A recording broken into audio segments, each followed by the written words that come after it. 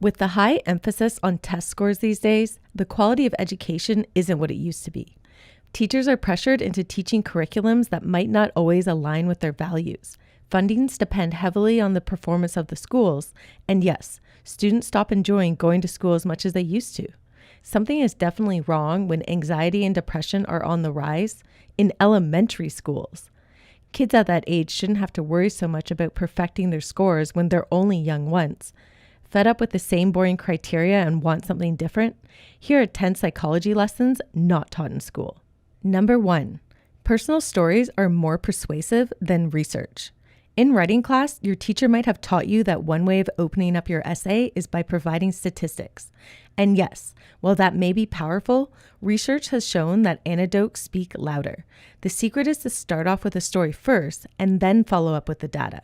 People will engage with your essay, presentation, or video better. Why? Because stories provoke empathy. It gets people to make connections when it triggers their own relevant memories. Number 2, handwritten letters tend to be more honest. It's great we no longer have to rely on pigeons to deliver our letters when there's this thing called texting. But interestingly enough, if you want the truth, a handwritten letter may work best in your favor. In one study from DePaul University, 48 business students were given 89 imaginary bucks and had to decide how much they wanted to share with their partner. One group communicated via email, while the other wrote letters. The group that wrote emails lied about the amount of money more than the group that handwrote letters. The same results occurred for managers who took part in the study, showing that they were more likely to lie over email exchanges instead of pen and paper. Number 3, we think we're more important in how events work than we really are. Today's age gets a bad rep for being narcissistic when we enjoy taking selfies. But self-importance has always existed before Instagram was even born. Product manager Krish Manat explains the illusory correlation.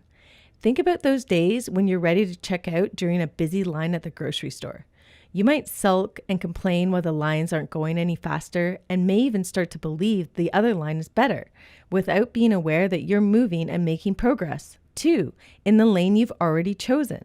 The illusory correlation happens when we mistake two things for being linked even though they aren't.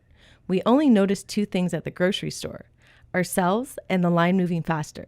When we exaggerate our self-importance, we fail to recognize how the events are actually unfolding. Number 4, the nocebo effect is just as powerful as the placebo effect.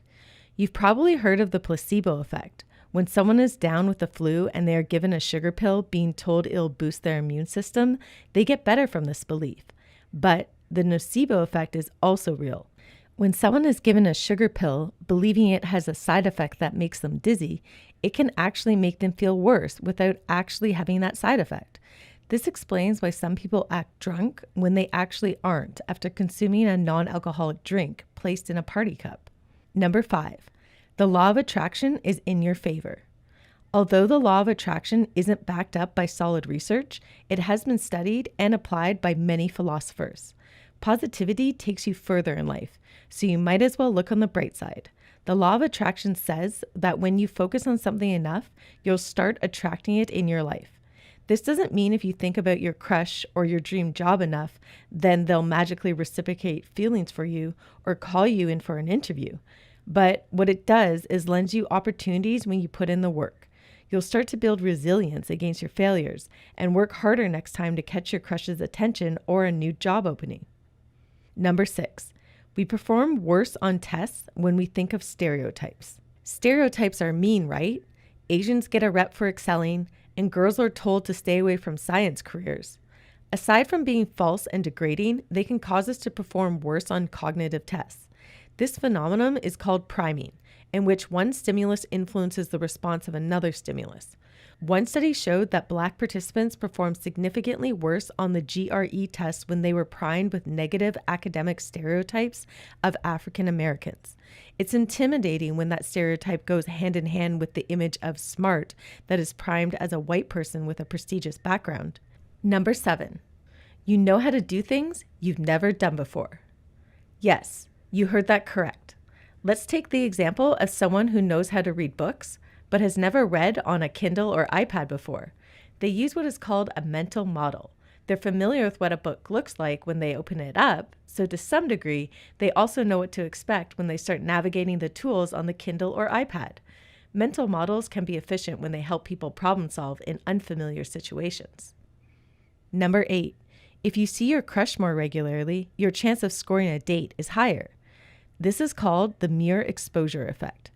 This doesn't mean that chance is necessarily 100%, but people generally start to like things they are exposed to on a daily basis. You might shrug something off if you see it once, like a scarf at a clothing store or a bottle of juice at the gas station. But the more you see these items when you run errands, you might start to grow curious about them each time. The same applies to your crush. They might just start thinking about you too, the more you guys pass each other in the hallways or have the same classes together. Number 9, we associate the individual with adjectives they use to describe others. This phenomenon is called spontaneous trait transference. If you start bad-mouthing about a family member, friend, or coworker, the person listening to you might start to associate those same traits with you. This is why it's probably not a good idea to gossip or talk ill of someone behind their back. Number 10, multitasking slows things down. You see it on job postings and lifestyle blogs all the time. Multitasking is seen as effective, but this information is misleading. According to research studies, it takes an average of 15 minutes for your brain to reorient itself to the primary task. So if you're trying to cook while also responding to texts at the same time, your efficiency actually can drop as much as 40%. Bottom line, avoid multitasking as much as possible. You'll spend more time than if you focus on one project at a time. Want to see more content schools might not always cover? Check out and subscribe to Dr. Mike's channel. Certified, approachable, and super informative, you'll get a better grasp on medicine.